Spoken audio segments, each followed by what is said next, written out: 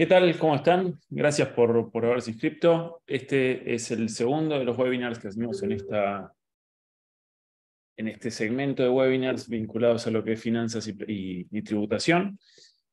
Hoy tenemos a Martín Litvak, abogado, socio de Untitled SLC, eh, especialista en planificación patrimonial y director del programa de planificación patrimonial de la UCEMA, dentro de lo que son los cursos de educación ejecutiva. Ahora les dejo en el chat el link también para quien le interese el programa, que se va a realizar en la primera parte del año que viene.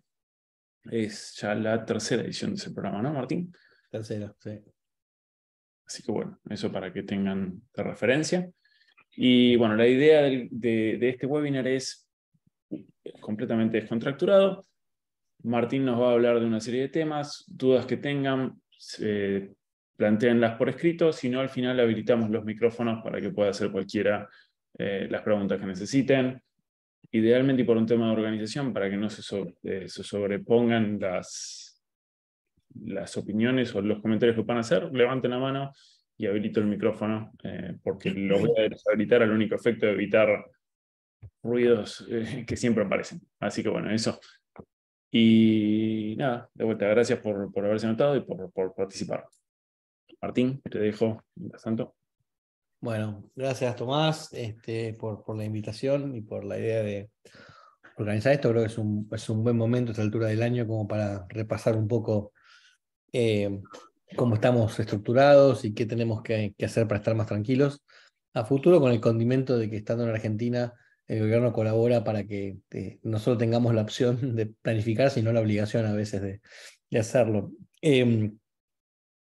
La idea de hoy, como dijo Tomás, es hacer algo totalmente descontracturado. De hecho, yo tengo 2 o 3 imágenes para compartir con ustedes que me van a llevar muy pocos minutos repasarlas, y la idea es que después llevemos la presentación a lo que a ustedes les interesa. Obviamente, por consultas que hemos tenido últimamente, me imagino qué es lo que les interesa, pero bueno, vamos a dar de cuenta como que no, como que pregunten libremente de cualquier tema y vamos viendo hacia dónde vamos.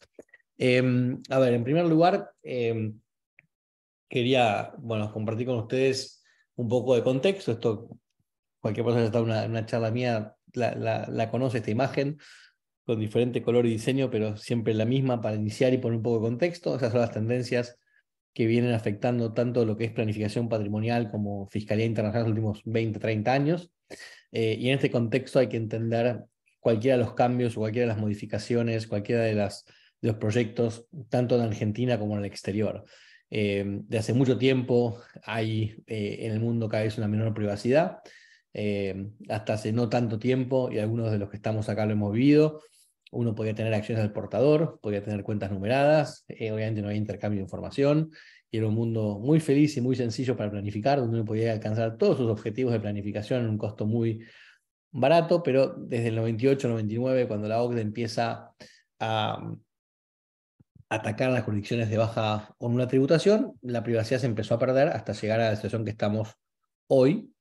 Lo mismo pasó con la voracidad y la caracterización fiscal. Estamos hoy por hoy en el momento de mayor presión tributaria de la historia del mundo, no solamente en Argentina, a nivel global, y esto tiene que ver con los países coludiendo y determinando qué impuesto está bien cobrar, dónde están los mínimos que hay que poner y demás. Además, con la pandemia, esto sí son tendencias más modernas, se está viendo un debilitamiento del derecho a la propiedad y una demonización de la riqueza.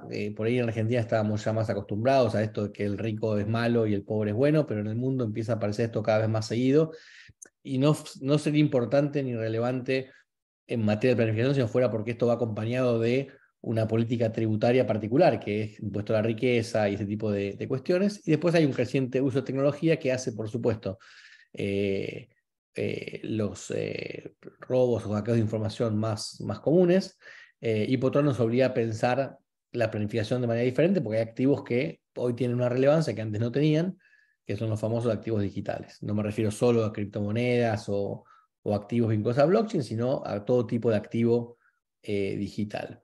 En este contexto, este año surgieron 3 cuestiones relevantes.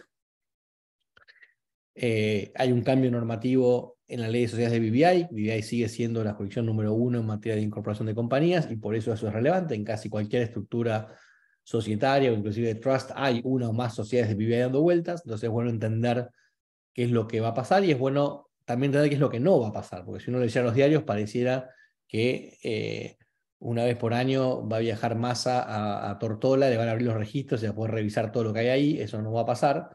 O la etapa de Clarín planteaba lo contrario. Es difícil lidiar contra los medios hegemónicos, pero la verdad es que últimamente las informaciones que surgen son casi caricaturescas. Hoy la etapa de Clarín, y no quiero ponerme en Clarín miente, pero Clarín dice: cuentas en Estados Unidos, el primero arranca el acuerdo y alcanza paraísos fiscales.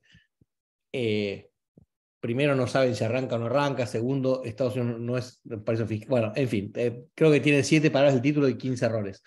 Pero bueno, es difícil mantener la cabeza fría cuando estamos permanentemente siendo atacados por medios de prensa con información, en el mejor de los casos, inexacta. ¿Qué es lo que va a cambiar en BVI puntualmente? Bueno, va a haber que tener más información contable de las sociedades. No se va a presentar nada, sino que va a estar en la oficina de registro.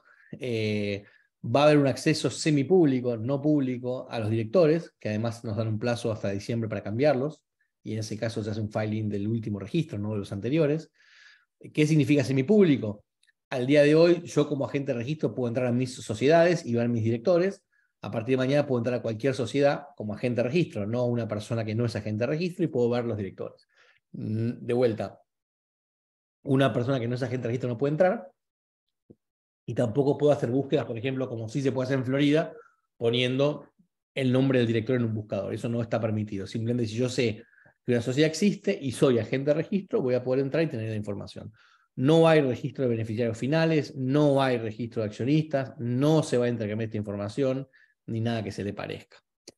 Estos son rumores que ya tienen 3 o 4 años, nosotros seguimos manteniendo nuestra postura de que esto no va a pasar en el futuro cercano, y de hecho hay un fallo muy interesante de hace 10 días, o 20 días, el 22 de noviembre, del Tribunal Supremo de la Unión Europea, diciendo que los registros públicos de beneficiarios finales son inválidos, lo cual da bastante fuerza a nuestra postura de que no debería haber registros públicos de beneficiarios finales, sobre todo por un tema de seguridad, de integridad física de las personas. Nosotros lo que siempre sostuvimos es que está buenísimo que haya lucha contra el lavado de dinero y haya lucha contra el terrorismo y demás, pero que los registros públicos de beneficiarios finales no creaban un balance entre el bien que se quería proteger y el derecho a la privacidad de los individuos. Eso es exactamente lo que el Tribunal Supremo de Europa decidió, y de hecho al día siguiente, el 23 de noviembre, ya tanto Países Bajos como Luxemburgo habían eliminado el acceso a este tipo de registros. Con lo cual habrá que ver si finalmente esto pasa algún día. Lo que es concreto es que no va a pasar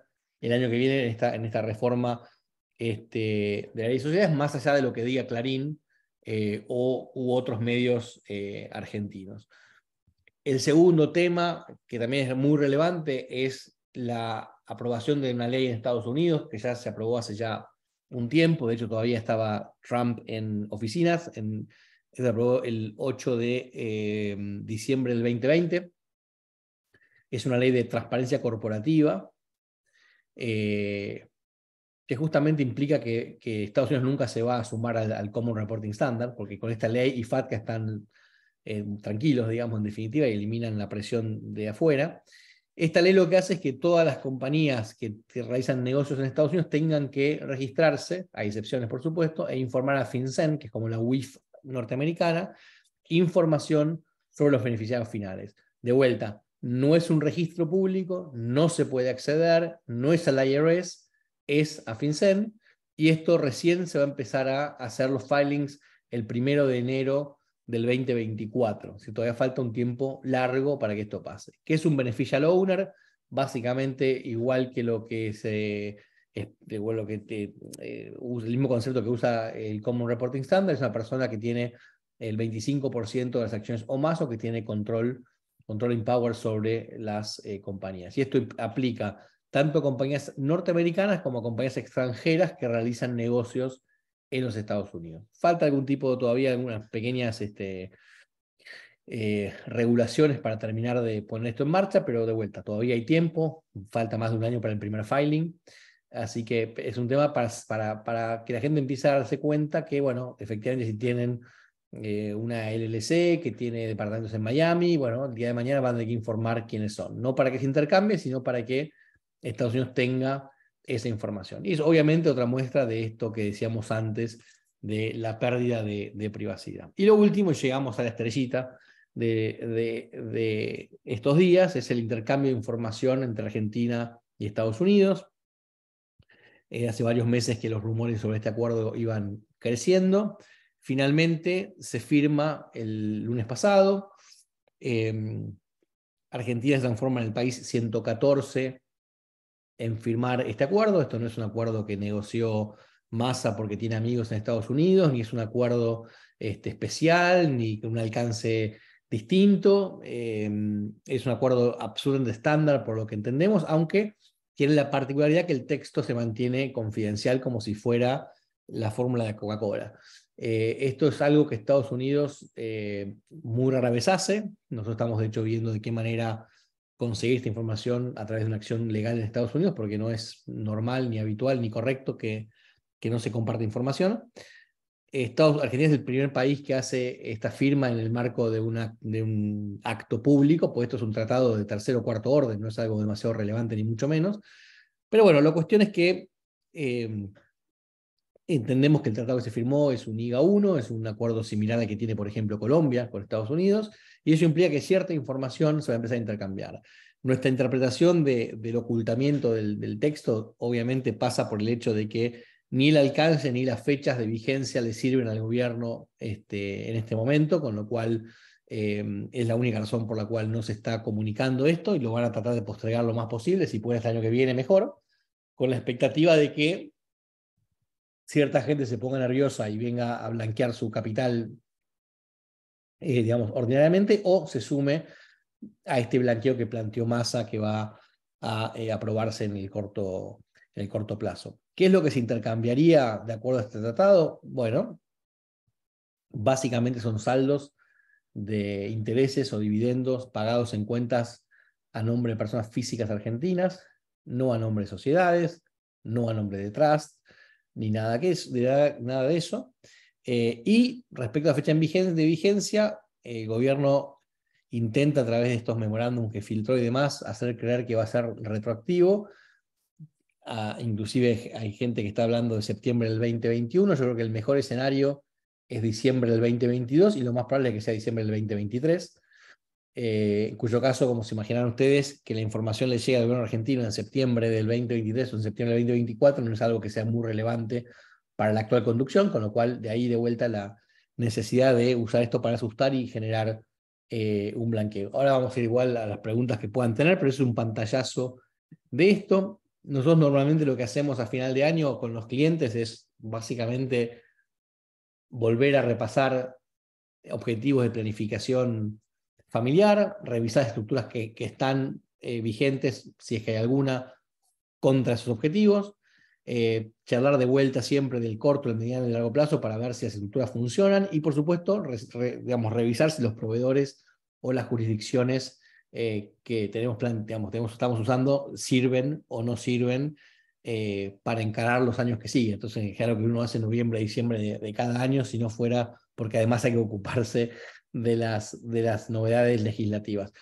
Y eso como grandes rasgos. Yo lo que quería ahora de vuelta era, como dije al principio, era escuchar preguntas y poder contestar lo que ustedes tengan ganas de saber, más que yo ponerme a hablar sobre cuestiones. Si alguien quiere profundizar, obviamente, ya les dijo Tomás que, bueno, acá están los libros, pero ya dijo Tomás que estamos lanzando de vuelta en marzo del año que viene la tercera edición de la diplomatura, donde vamos a ver tanto conceptualmente qué es la planificación, qué es la Fiscalía Internacional, Derecho Internacional Privado, y además vamos a ver cada herramienta de planificación en particular, con clases que son mitad prácticas, mitad teóricas, para que la gente le pueda servir. Pero bueno, saco esto y vuelvo para atrás.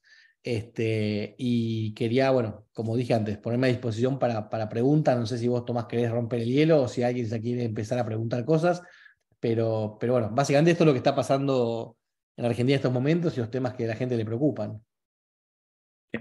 Alguien, Normi, no tengo el nombre completo, figura como Normi, hizo sí, la primera pregunta y es, si una cuenta en Estados Unidos de un individuo tiene un saldo a fin de año menor a $50.000, pero intereses devengados por más de $10, ¿se sabe si el reciente acuerdo hará que se entregue el 1042 a la FIP?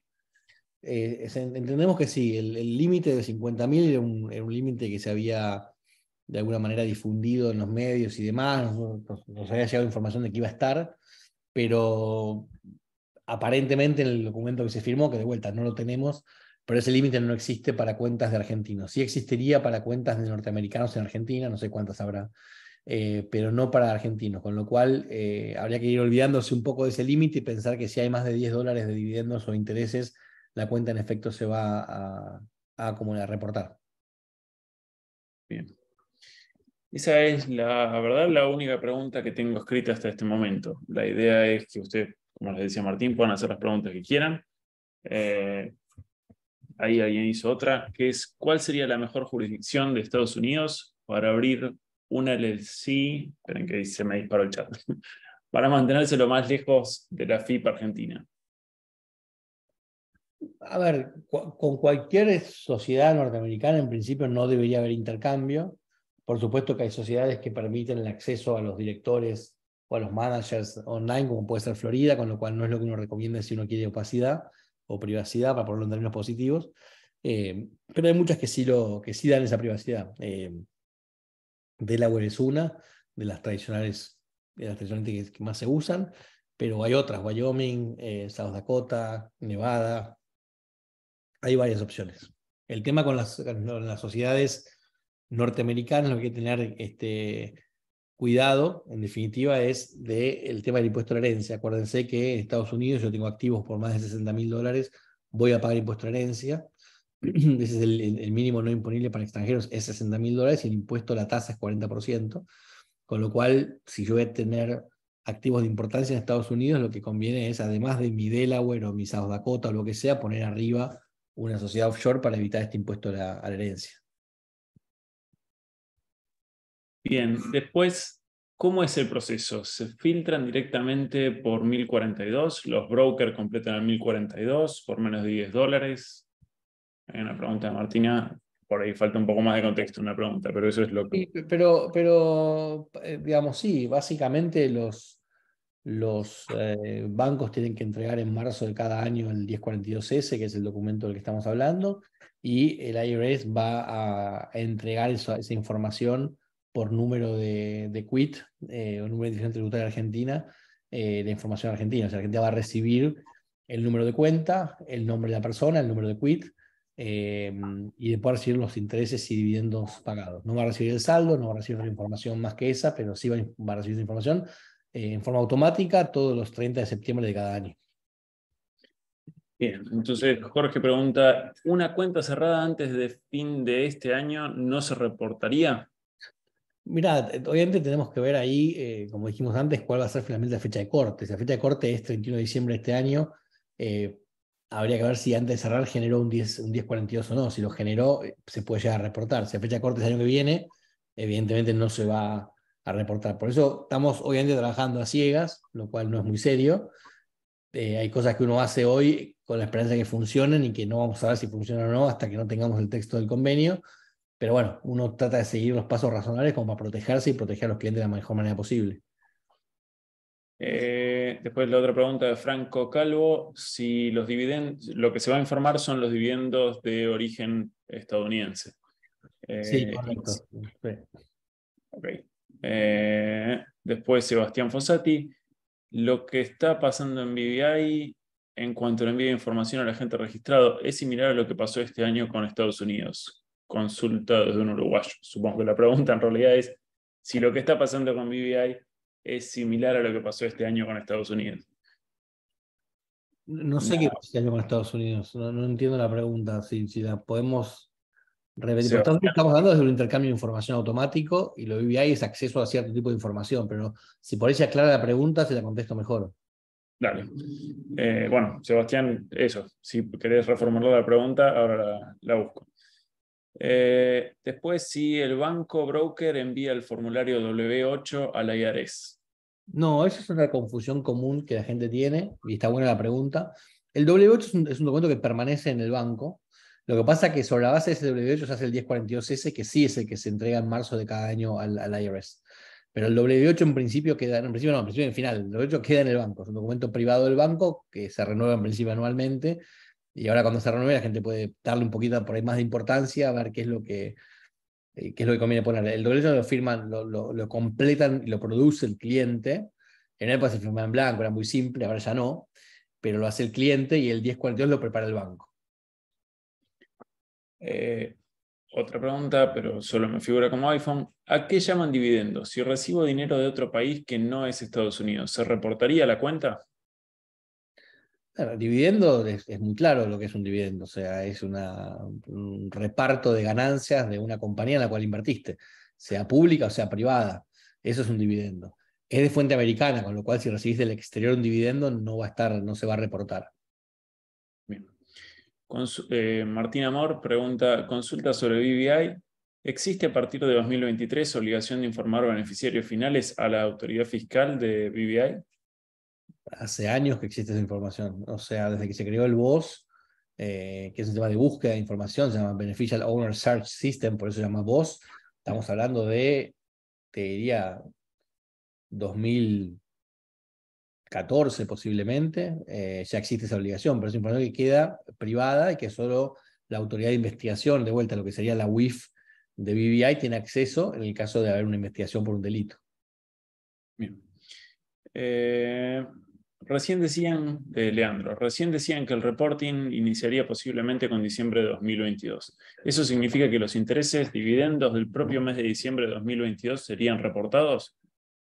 No, a ver, eso significaría que si la cuenta genera un 1042 durante el 2022, ese 1042 que se entrega en marzo va a ser reportado, o sea que si hay intereses anteriores, en principio entrarían. De vuelta, no nos queda claro que sea esa situación, puede ser la situación mejor todavía que sea 2023, y de hecho sería lo más lógico. Pero bueno, de vuelta, uno trabaja, planificar para lo peor esperando lo mejor, como se dice. Entonces tratamos de correr con lo que queda en el año, con la lengua afuera y terminar el año de la mejor manera posible, esperando que en realidad lo que la foto sea el 2023 y no el 2022. Después Sergio pregunta, ¿la información que requerirán los agentes de registro de BVI respecto de la confección de balances a partir del año 2023, la misma será confidencial o habrá publicación o se compartirá esa información con AFIP vía OCDE? Es confidencial. No se comparte con OCDE. No tiene nada que ver esto con OCDE ni con CRS. Es información confidencial que de hecho queda en la oficina de registro de la compañía, no se presenta en BVI. Se informa por la dirección que aparece en el 1042. Ahí supongo que en base a eso será que definen ciertos. En realidad es por la dirección del W8. O sea, la información del 1042 surge del W8. ¿Hay alguna jurisdicción que no solicite balances en este momento? Igual, en base a la pregunta que dijiste recién, el balance se confecciona, pero no es algo público, queda en la No es propia público, compañía. de hecho tampoco es balance técnicamente hablando por ahora, no se sabe bien el tenor de la información, digamos, puede ser un formulario de activos y pasivos sin que sea un balance, es lo más probable, pero no, ya todas las jurisdicciones están tendiendo hacia lo mismo, digamos, en definitiva, y de hecho, cuando uno elige jurisdicciones, digamos, nuestro approach siempre es hacerlo como, digamos, como si fuera una película en una foto, es decir, yo confío en BVI, así como otras jurisdicciones que hace 20 años que vienen soportando las presiones y dando soluciones. Hay jurisdicciones nuevas que, por ejemplo, no sé, Belice, que es mucho más nueva que BVI, cuando fue el tema de balances, y nosotros, ojo, que usamos mucho Belice también, pero cuando fue balance dijeron, bueno, ahora 5 años para atrás de balance. Y bueno, listo, te jodieron, entre comillas.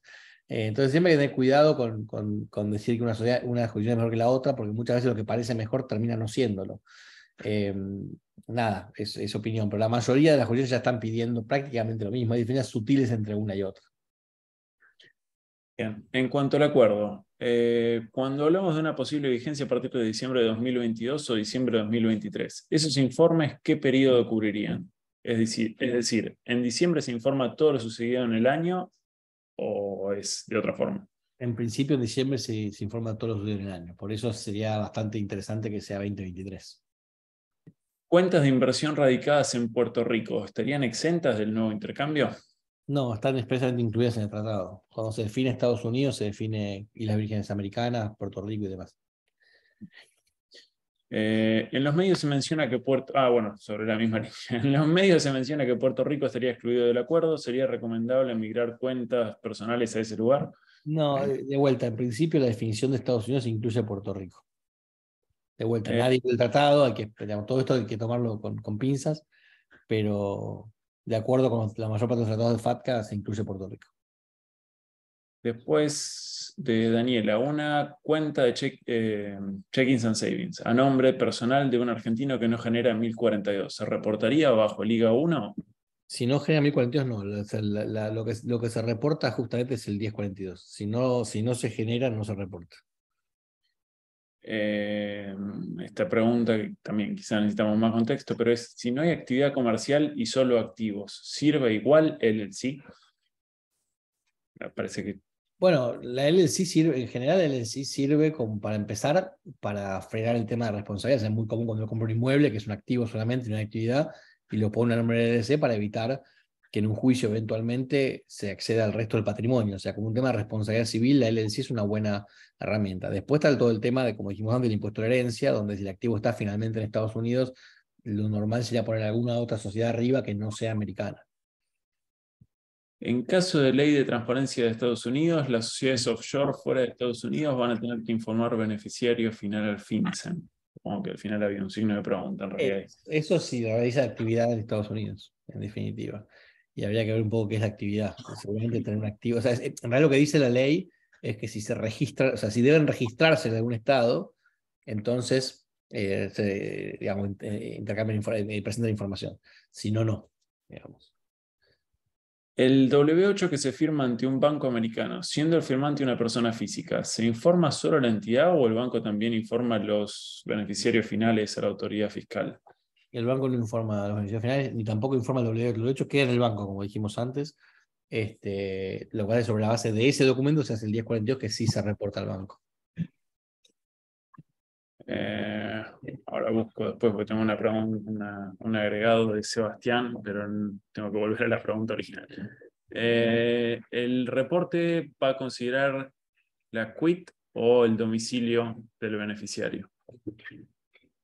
El reporte va a considerar las dos cosas, es decir, se hace por domicilio, del domicilio surge el W8 y se informa el quit justamente junto con los datos del número de cuenta bancaria, nombre de la persona, dividendos y, como dijimos antes, intereses.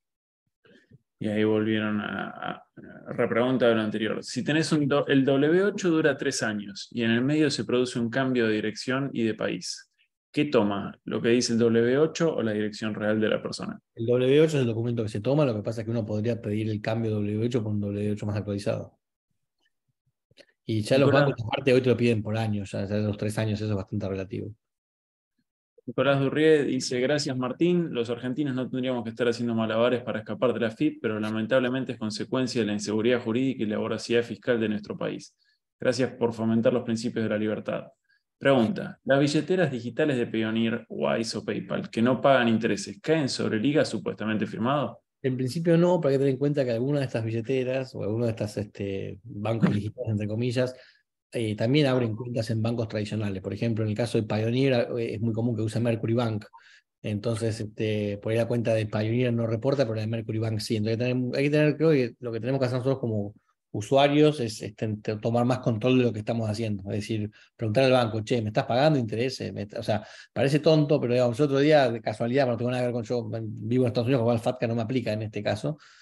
Pero estaba revisando otro día un giro que me hizo mi padre hace mucho tiempo, hace 7, 8 meses. Quería chequear exactamente qué había entrado y cuando me fijé era febrero o marzo de este año, abrí el extracto bancario y había la cuenta checking y yo pensé que no pagaba intereses, me pagaban $5 creo de intereses. En este caso no hubiera sido más de 10, con lo cual no se reportaba, pero hay mucha gente que piensa que una checking account por definición no paga intereses y en realidad hay muchas checking accounts que sí pagan intereses. Bien, dame un minuto que se me disparó el chat para arriba de todo. Si la cuenta recibe 1099, entiendo que no se intercambia. No, el 10 no se intercambia. No, correcto. ¿Las primas cobradas por ventas de calls o puts son reportadas? No.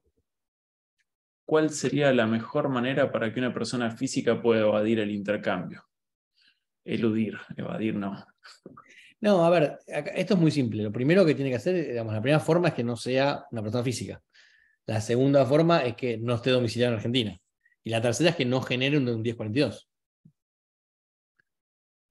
Una cuenta de un empleado en relación de dependencia que recibe Restricted Stock Units que tienen vesting y donde se acreditan dividendos de las stocks vesteadas, ¿estaría alcanzada por esta nueva norma? Sí. ¿Se reportarán los dividendos de titulares argentinos registrados como cuentas subcomitentes de brokers argentinos, brokers americanos? Bueno, todo depende si sea un 1042 o no. Yo entiendo que sí, aunque sea subcuentas. Teniendo doble nacionalidad, por ejemplo, si cambio la dirección de una cuenta en USA a domicilio italiano, ¿zafo el reporte? Mira, el tema no es la doble nacionalidad, sino la doble residencia en ese caso, y está bien. Hay que asegurarse de que efectivamente se haga el W8,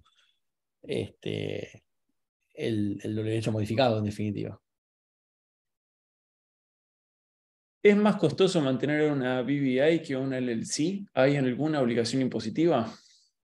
Obligación impositiva no, pero suele ser un poco más costoso. Una LLC por ahí está alrededor de 1.300, 1.400, y una BVI en 1.600 o algo por el estilo, pero tampoco son diferencias abismales. Si el account holder es una sociedad de BVI, definitivamente no será informada por el momento, aunque su titular sea un beneficiario final residente en Argentina. Definitivamente.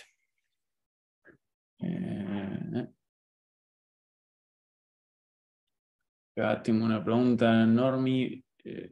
Lo que pusiste no me cierra como pregunta, así que si quieres responderla, la leo después cuando la reformules. Después Juan Goldés.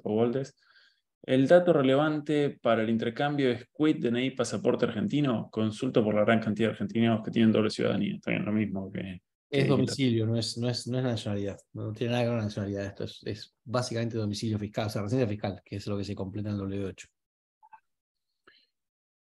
Después, ¿qué informa BVI a la FIP en virtud del acuerdo de intercambio que hizo de broker la OCDE? A ver, BVI como Argentina son miembros, digamos, del Common Reporting Standard, pero no se olviden que el intercambio es a nivel de cuenta bancaria, es decir, BVI no intercambia datos de sociedades, intercambia datos de cuentas bancarias en BVI que casi nadie tiene. De hecho, es una plaza bancaria bastante mala, BVI, 4 o 5 bancos, un servicio pésimo. Entonces, en general, si vos tenés una BVI con una cuenta en Estados Unidos, no se intercambia nada. Si la cuenta en Suiza, se intercambia. ¿Por qué? Por Suiza, no por BVI, en definitiva. Considerando que esto es una transición porque el intercambio está para quedarse, ¿qué recomendaría Martín como mejor opción para un inversor que viene teniendo cuentas bancarias y en brokers a su nombre para organizar mejor la operación frente al riesgo fiscal argentino? ¿Poner todo bajo una sociedad en Estados Unidos? Y aclara, lo consulta como una aproximación inicial. Yo creo que de vuelta ahí tenés un gran problema con el impuesto de la herencia. O sea, si vos tenés mucho dinero en Estados Unidos en una sociedad americana, vas a tener un impuesto de la herencia muy alto. Yo diría un offshore con cuenta en Estados Unidos. O sea, el sistema bancario que menos reporta, aún cuando no nos guste este tratado, sigue siendo Estados Unidos. Esto no cambió. Es decir, hoy se reporta más, pero de cualquier manera reporta muchísimo más Suiza o Caimán o Bahamas que Estados Unidos. Con lo cual, sigue siendo el mejor lugar de tener cuenta bancaria. ¿A nombre de quién? Bueno, si es una cuenta chica, por ahí puede ser una LLC, pero es una cuenta importante y el dueño es un extranjero, debería haber una sociedad offshore. La otra opción, la otra alternativa, que sería ya superadora, sería un trust. Es decir, yo sí creo, como decís vos, que esto llegó para quedarse. Hay algunas tendencias que nosotros mencionamos antes, que ya tienen 20 años o 30, y el mundo no está mejorando en esos aspectos, con lo cual si uno puede, mientras sea válido, armar un trust y sacar parte del patrimonio para afuera, parecería ser la forma más prudente antes de que no se pueda hacer eso tampoco, en definitiva. Seguiremos igual luchando porque el péndulo vuelva en algún momento. Ojalá se dé, pero hoy por hoy las probabilidades son bastante bajas de que eso pase. Una nueva pregunta de Mario Goldman. Esta está interesante. ¿Es posible que el tratado no haya salido a la luz por condicionamiento de Estados Unidos, esperando que salga el blanqueo argentino? ¿Qué pasa si no se sanciona el blanqueo en la Argentina? ¿Estados Unidos va a llevar adelante el tratado? Mira, la pregunta es buena, porque bueno, obviamente Mario sabe, pero yo creo que acá hay una confusión, no acá en la pregunta, sino en general, respecto de quién pidió el blanqueo. Estados Unidos no pidió el blanqueo. A Estados Unidos no le importa el blanqueo, ni remotamente. A diferencia de lo que era Suiza y otra serie de países que sí pedían blanqueo para intercambiar información. Estados Unidos no le pidió blanqueo a ningún país del mundo y no se lo pidió a Argentina también. Tampoco, perdón. Con lo cual son dos caminos grandes. Yo creo que lo que hizo Estados Unidos fue simplemente, le habrá explicado el gobierno actual que por un tema de ebullición política, de fin de año, no sé cuánto, que por favor mantengan como sea 2 o 3 semanas, me imagino yo. Estados Unidos ha dicho, está bien, 2 o 3 semanas te espero, y punto. Pero no hay mucho más que eso. Creo que el blanqueo va por otro lado. Lo que necesita Massa es que no se conozca el texto hasta que esté el blanqueo y poder asustar con la ignorancia. Apenas se conozca el texto, el blanqueo se cae. O sea, digamos, si el texto realmente dice 2023, olvídate que alguien entra a blanquear plata. Por otro lado, hay que ver qué pasa con el blanqueo en sí mismo. O sea, el tipo de blanqueo tiene que cumplir con normas de Gafi y un montón de cosas que en este momento de Argentina es medio difícil de justificar. Yo creo que el contexto no ayuda demasiado al blanqueo y la única forma que el blanqueo sea exitoso es con miedo y de vuelta. Y eso es lo que estamos viendo acá, es ocultar para que la gente esté asustada. En cuentas con dos cotitulares argentinos, ¿se reportan a todos los titulares? ¿Se distribuyen los dividendos entre los titulares? Sí. ¿Se puede abrir una LLC y transferir el dinero antes de enero? ¿Se llega con los tiempos? Depende de los bancos. Cada vez, o sea, una cosa es que uno venga acá a Miami y vaya a Wells Fargo en la calle Brickell y abra la cuenta y por ahí en 2 minutos lo puede hacer, y otra cosa es una cuenta de banca privada que demora más tiempo o si uno lo quiere hacer desde Buenos Aires. Eh, Todavía hay gente corriendo que está llegando, que está, digamos, pero ya hay bancos que dijeron que no. O sea, hay bancos que dicen, no, ya está. Yo, no sé, Morgan Stanley, por ejemplo, dice, mira, nosotros tardamos 6 semanas en una cuenta bancaria, 4 como mínimo, ya no llegamos a fin de año. Pero bueno, cada banco es una historia. Con el intercambio de información con Estados Unidos se van a reportar movimientos entre cuentas en 2022, o sea, transferencias entre cuentas bancarias o entre plataformas como Wise y un broker. No a menos que esa transferencia signifique o importen un dividendo o un pago de los que está previsto, royalties y algunas cosas más. Pero en principio los giros simplemente no. En caso de tener inversiones y cobrar dividendos debajo de una LLC, ¿la LLC sería considerada pass-through o habría que pagar impuestos en Estados Unidos? Hay que ver bueno, a ver, la LLC a nivel impositivo se pueden inscribir como pass-through o puede inscribirse como una corporación y pagar impuestos, digamos. Eso no tiene nada que ver con el intercambio. El intercambio en principio es de titulares de cuentas, y si el titular de cuenta es una LLC, no debería intercambiar. Ahora de vuelta, y esto lo aclaro a veces que haya que aclararlo por la duda, estamos trabajando a ciegas un texto que no vimos. Por ahí el texto dice que las LLC se consideran transparentes a los efectos del tratado y entonces se intercambia. No debería pasar eso, porque de vuelta, no estamos intercambiando beneficiados finales, sino account holders. Y el account holder es una LLC, entonces no es una persona física o humana argentina y por ende no debería intercambiarse. Si el primer titular de una cuenta no está domiciliado en Argentina y el segundo titular sí, ¿se reporta a Argentina? Si son dos cotitulares y uno está registrado, el que está registrado se va a reportar a Argentina. Eh, Después una pregunta de Sebastián Fossati también, ya sobre sociedades panameñas. ¿Las fundaciones panameñas tienen los años contados con el tema de la info que pide la ley panameña desde este año? Mira, está claro que nadie va a usar una fundación panameña, digamos, que no esté declarada, es decir, por un efecto fiscal, pero para temas sucesorios sigue siendo una buena herramienta. Nosotros la usamos con unas opciones y no creo que desaparezca. Sí va a desaparecer como estructura que genera privacidad. Eh, ¿No es objeto del intercambio las ganancias de capital? Sí, las ganancias de capital son un sujeto de intercambio, sí. Si quiero incorporar una BVI nueva propietaria de una LLC, también nueva, ¿cómo es la secuencia para hacerlas y cuánto demora todo el proceso? Normalmente haces primero la compañía de arriba, la BVI, y la BVI incorpora a su vez la LLC que queda como subsidiaria, y normalmente son 3 o 4 días y te queda armado, no es algo muy complejo de armar. ¿Cuenta en broker online como ser Ameritrade o Interactive Brokers es reportable? Sí. Esta sí ya es pregunta profesional hacia vos. ¿Provees servicios para crear LLCs y BVIs? Sí. Así que, Sebastián, cualquier cosa después le escribís a Martín. En caso de tener propiedades en Uruguay y hacer una LLC, ahí se me cortó la pregunta, perdón. Silvana, quedó cortada tu pregunta.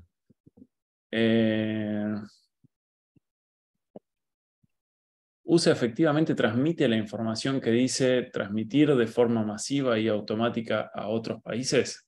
Sí. ¿Hay algún otro caso en el que Estados Unidos no haya hecho público el acuerdo una vez firmado? No, están todos online. Si quieren entrar ahora mismo a la IRS, lo van a encontrar todos, salvo de Argentina. Sobre el blanqueo en Argentina, ¿tenés alguna idea o alguna sospecha de cuál sería la alícuota que se manejaría? No, la verdad que no. Digamos, he visto algunos anuncios y memos y demás, he leído algunas cosas, pero para empezar, ya, digamos, desde el momento que el gobierno no tiene mayoría en diputados propia, todo es negociable, me parece. Así que creo que no sé si, digamos, aunque haya sido publicada con más claridad, creo que todavía falta mucho para saber en qué va a quedar ese blanqueo. Vamos a una pregunta de sociología política. ¿Por qué cree que los medios informan en forma distorsionada lo relacionado con los cambios en el régimen de BBI a partir de enero de 2023? Mira, eh, a ver, en primer lugar, los medios no saben nada de estas cosas, o sea que son fácilmente influenciables. Yo tengo un amigo periodista, le mando una columna que yo escribí diciendo tal cosa, lo más probable es que me la publiquen sin hacer una valoración. Y hay algunos estudios en Argentina que han operado en prensa desde ya la época del blanqueo anterior, todos sabemos quiénes son, así que no hace falta ni siquiera mencionarlos. Y esos estudios presentan información y los medios la publican sin mucho criterio y después uno dejaría desmentir cosas. Creo que falta de conocimiento y de alguna manera poco profesionalismo de parte de algunos periodistas. No creo que ni siquiera que sea un tema de mala fe ni de encono. Sí, en el caso del tratado hay mucha mala información que viene del Estado, digamos, de Massa y su grupo, pero en el caso de BBI hay dos o tres personas operando tradicionalmente contra esto, y bueno, y es lo que hacen. Por suerte, ellos mismos terminan, digamos, desdiciéndose porque no tiene, digamos, es lisa y llanamente información falsa, digamos, no es que es opinable. Eh, Respuesta general a un par de preguntas que leí. Esta webinar sí queda grabado, así que cualquier duda o alguna repregunta de algo que ya se dio la respuesta lo van a poder ver en la grabación. Por eso es que no las estoy leyendo esas preguntas de vuelta. Pregunta general sobre planificación patrimonial. ¿A partir de qué montos de cuentas se justifica armar una BVI y un trust? ¿Es simple la gestión de una BVI? ¿Conlleva algún tipo de riesgo para su titular? Me llamaba la atención que no hubiera aparecido esta pregunta. En general es una de las 3 o 4 iniciales. La pregunta ciento y pico es.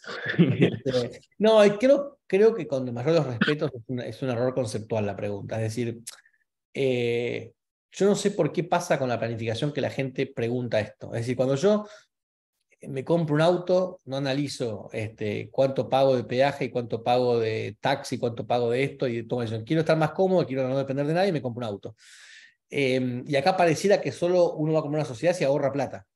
Y la verdad que no ahorra plata en muchos casos. En muchos casos es un gasto, pero es un gasto que se justifica por un montón de activos, de beneficios. A ver, de otra manera, la única circunstancia en la cual tiene sentido hacer ese costo-beneficio es cuando el único objetivo es reducción de impuestos actuales, ni siquiera futuros, porque futuros no sabemos qué pueden pasar.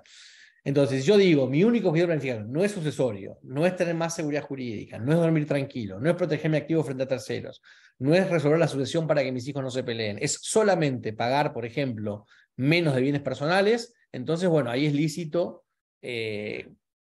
hacer la comparación. Hay un montón de objetivos de planificación que exceden lo económico, diría la mayoría, en el cual esa comparación no tiene mucho sentido. Te doy un ejemplo claro, les doy un ejemplo claro. Si yo tengo, vamos a poner dos casos. El caso uno, una persona tiene un matrimonio de hace 30 años, 2 hijos mayores, casados, felices con sus nietos, todos trabajan, todo les va bien, tienen un patrimonio de 10 millones de dólares los padres, 100% declarados, están retirados, no tienen actividades riesgosas, no temen que el patrimonio esté atacado por algún acreedor y demás, no tienen deudas, no tienen nada. 10 millones de dólares. El segundo caso es una persona que tiene 3 divorcios, se lleva mal con las 3 exmujeres, tiene hijos de diferentes matrimonios, con diferentes edades, diferentes necesidades, tiene un patrimonio de $300.000 que no está declarado, además tiene una profesión riesgosa donde puede recibir juicios, tiene hijos que tienen problemas con el juego y demás. ¿Quién necesita planificar más, el primero o el segundo? Creo que queda claro que es el segundo. Entonces, la plata es totalmente secundaria en este caso. Realmente no tiene sentido la pregunta cuando, salvo que sea solamente. Ahora, si vos decís, no, yo a mí lo único que me importa es ahorrarme bienes personales, bueno, si vos tenés $1 millón en Argentina y pagás 22.000 y pico, perdón, en extranjero y pagás 22.000 y pico bienes personales, un traste va a salir 10.000, con lo cual vale la pena. Pero yo creo que es el punto pasa por otro lado, digamos.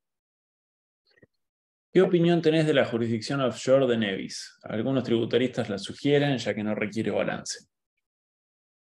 Sí, creo que es lo que te decía antes. Yo creo que hay mucha gente que toma estas decisiones simplemente como si fuera una fotografía. Es en este momento cuál es mejor. En este momento es Nevis y van a Nevis. Y no miran la historia y no miran el futuro. Y cuando uno planifica, uno mira en el largo plazo o en el mediano plazo. No mira en enero del año que viene cuál estructura es mejor. Porque en enero del año que viene puede ser que Nevis sea más privada que BVI y de pronto Nevis te hace en el año 2023 lo que te hizo Belice, que te pidió 5 años para atrás y la ventaja hoy no la tenías. Con lo cual yo lo que miro una jurisdicción es básicamente su historia, su seguridad jurídica y los proveedores que hay. No miro si circunstancialmente es 2 pesos más barato o si tiene un poquitito más de privacidad o si el balance lo puede evitar, etc. No es la forma en que yo trabajo en general. Pero entiendo que haya tributaristas que quieran Nevis, se puso de moda, es como el boom y está todo bien. Ahora, no se olviden que es lo primero que voy a buscar a FIP cuando todo el mundo está repitiendo Nevis, Nevis, Nevis, Nevis, Nevis todo el tiempo. O sea, es medio de locos. ¿Qué ocurre en el caso de ingresos bancarios, bancarizados supongo que en realidad es la idea, por rentas de inmuebles? ¿Serían informadas esas cuentas? Si hay una retención por las ganancias, sí va a ser informada. Asumiendo que está a nombre personal y no a nombre de la LLC que tiene el inmueble, ¿no? Otra vez esta pregunta es, si antes del 31 de diciembre de 2022 se cierra una cuenta de broker que generó más de $10 en dividendos en 2022, ¿se reporta esa cuenta? En principio sí, si la fecha de corte es 2022, tenemos la esperanza que por ella 2023, con lo cual yo igual la cerraría, igual traería a abrir una cuenta corporativa, y bueno, si se da, si... Lo que es seguro es que cerrándola no vas a estar peor que antes, en definitiva, lo sumo estarás igual. Intercambio de información tributaria de la OCDE. Si es tan rápida o sencilla la detección de cuentas no declaradas en decenas de países y AFIP dispone de la información, ¿por qué solo intima a los titulares de, según los medios, unas pocas miles de cuentas cada año y no a decenas o cientos de miles? Pues la mayor parte de la gente sabe que no puede una cuenta en Suiza no declarada y no son decenas de miles. Cuando lo primero que aparece, cuando el diario dice hay 2.500 personas con cuentas bancarias no declaradas en Suiza, yo pienso, para mí, con el mayor respeto, 2.500 boludos. O sea, todo esto lo sabemos hace 10 años. El blanqueo de Macri, todo el mundo sabía que se blanqueaba para evitar el intercambio porque todo era automático. Por otro lado, no te olvides que la información es automática y llega. Pero por ahí estás tipitos en AFIP que se pongan a laburar, intimen a la gente y cierren los expedientes, que no es que en las filas de la AFIP tampoco es que abunda la gana de trabajar. ¿Se requiere alguna documentación extra para cambiar el domicilio en el W8? ¿Algún tipo de comprobante de domicilio? Los bancos seguramente lo piden, sí. ¿Y transferencias, aunque sean de cuentas americanas, no se informan? Solo si tienen los conceptos por los cuales, digamos, el 1042 informa. O sea, el 1042 es un documento, digo, no sé si alguien alguna vez vio un 10, ¿quieren que les muestre un 1042 para que vean lo que es? Les voy a mostrar una parte nada más, porque esto obviamente tiene información confidencial, pero hay una parte del 1042 donde se establece, a ver si se ve acá, no, se ve borroneado, ¿no? Sí, se ve Todo borroneado. Bueno, hay una parte del 1042 donde uno tiene que poner el código de la retención. O sea, el 1042 es un documento que evidencia la retención de plata por una ganancia fuente americana. Entonces, lo que uno pone, de hecho, el título del 1042 es Foreign Persons US Source Income Subject to Withholding. O sea, no se va a hacer un 1042 si no hay un ingreso fuente americana para un extranjero que genera una retención. Entonces, la retención tiene un montón de códigos donde lo más común es el 06, que es dividendos, o el 05, que son intereses, pero hay, digamos, 50 conceptos que generan retención. Por ejemplo, royalties. Por ejemplo, con importantes capital gains. Por ejemplo, intereses. Por ejemplo, compensación por pensiones, annuities. Income vinculado con... Si yo tengo un ingreso en fuente americana y soy extranjero, lo más probable es que me retengan. O sea, la regla es que me van a retener. Por eso la idea siempre es poner una compañía para no cumplir, la retención se va a dar igual, pero no cumplimos con la característica de tener una cuenta a nombre de una persona humana argentina, porque digamos, salvo que sea una cuenta que yo me mando de mi cuenta a mi otra cuenta para invertir, digamos, eso obviamente no tiene retención, pero cualquier pago de un tercero, lo más probable es que entre en alguna de las características de retención. Bueno, después, cuentas de inversión en Estados Unidos a nombre de sociedades offshore. Una sociedad offshore constituida en cualquier jurisdicción permite evitar el impuesto a la herencia en Estados Unidos, o la misma debe ser constituida en jurisdicciones específicas. Cualquier jurisdicción que no sea Estados Unidos. Podría ser una sociedad en Argentina, si no quisiera, inclusive. Lo importante es que no sea doméstica argentina. Todas las cuentas de savings que cobran interés bancario generan retención. Sí, si hay interés de fuente americana, genera retención, sí. La ganancia en un T-bill es declarado en el 1042. No. Y esas son las preguntas que tenemos por momento. No sé si hay alguien que quiera hacer una pregunta, igual llevamos como 40 Muy minutos de preciso, pues. Pero espectacular, 40 minutos de preguntas, gracias por las preguntas. Bueno, Nada, es que era la idea. Yo creo que si yo ponerme a hablar 40 minutos, yo no tengo problema. De qué dificultad para hablar no tengo. Pero me parece mejor que la gente pregunte y se lleve contenido, digamos, en definitiva. de ahí agregaron dos. ¿Solo los bancos generan 1042? No, no solo los bancos generan 1042. No. Y para el caso inverso, ¿qué es lo que recibiría Estados Unidos de Argentina en el Estados intercambio? Unidos sí recibiría toda la información de cualquier americano aunque tenga 700 sociedades abajo de su nombre. O sea, Argentina sí tiene que informar Ultimate Beneficial Owner, si es americano. Por eso siempre decimos que no es recíproco 100%, esto ni mucho menos. ¿Qué consideras más probable en el futuro? ¿Que se empiecen a reportar beneficiarios finales de empresas o que se empiecen a reportar saldos de cuentas de personas físicas? Saldo de cuenta de persona física. Después se sabrá antes de este año si 2022 está incluido. Si dependiera de masa, creo que no, pero no sé cuánto tiempo más va a poder aguantar Estados Unidos sin hacer público esto. ¿Los 1042 que no sean de bancos se reportan? No, los de bancos no se reportan. Otra pregunta también de futurología. ¿Cuándo sale el blanqueo? ¿Llega el oficialismo a usufructuarlo? Bueno, acuérdense que el blanqueo puede salir por decreto. O sea, no sea lo ideal. Yo estaba otros días con varios diputados de la oposición. No tienen muy claro si da el quórum o no. La verdad que es medio complicado. Pero puede ser por decreto, con lo cual yo creo que si quieren sacarlo, lo van a sacar. ¿La información que se intercambia es solo aquella referida a cuentas bancarias o alcanza a otro tipo de activos, como por ejemplo...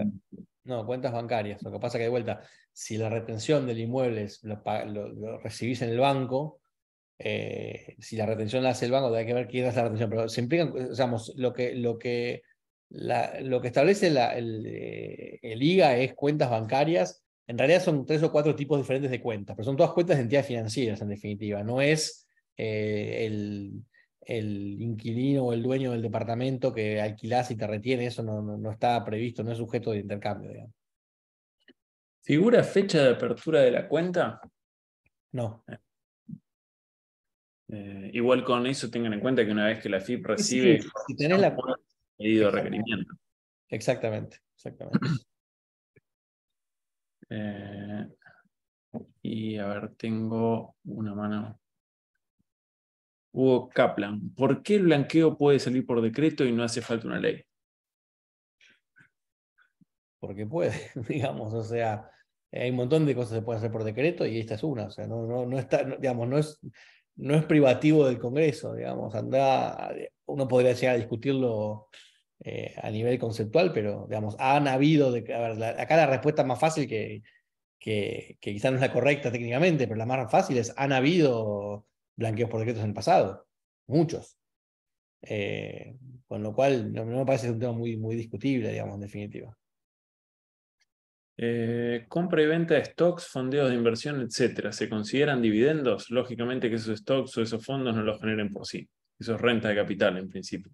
Exacto. No son dividendos. El interés generado en una cuenta bancaria de Estados Unidos con titular persona física genera el famoso 1042. Se va a informar por el IRS. Sí, ese es el caso más típico. Bien, acá había una pregunta también interesante. Viendo que no llego a armar una compañía y pasar la cuenta antes del fin de año, si logro cambiar la dirección del W8, ¿zafo? Mira, es una buena medida. Creo que si lo puedes hacer, hacelo. Es posible que sí, ¿sabes? No lo vamos a ver, en definitiva, hasta que no se produzca el 1042. Pero sí es una posibilidad. No, acuérdense que esto es cuentas de personas humanas. Si la cuenta es humana, la siguiente característica es que sea de argentinos. Si vos no sos argentino, no deberías recibir la información argentina. Escribinos cualquier cosa y contanos cómo fue. Así Después ya me contás. nos vamos a estar para el próximo. Y ah, cuidado con un comentario de Mario, cuidado con el texto del blanqueo que salió a la luz porque no contiene el aporte solidario. Sí, es una buena observación. Sí, aparentemente va a haber, como siempre en este gobierno, la diferencia entre los ricos, entre comillas, y los pobres, digamos, que van a tener más mejores términos. Pero bueno, hay que ver qué es lo que pasa, qué es lo que termina pasando con esto, con todo esto. Si otra entidad ya hizo el 1042, ¿cómo sabe el banco para no hacerlo de vuelta? Como otra entidad. Si dos bancos Pero cada informan. uno hace el banco por lo que, cada uno hace el implementador por la plata que tiene en su cuenta, digamos. O sea, de hecho, después se unifica la información y llega por número de quit. O sea, si vos tenés 5 cuentas, porque tenés 5042, digamos. Y para ir cerrando, tengo a alguien que levanta una mano. A ver si puede rehabilitar.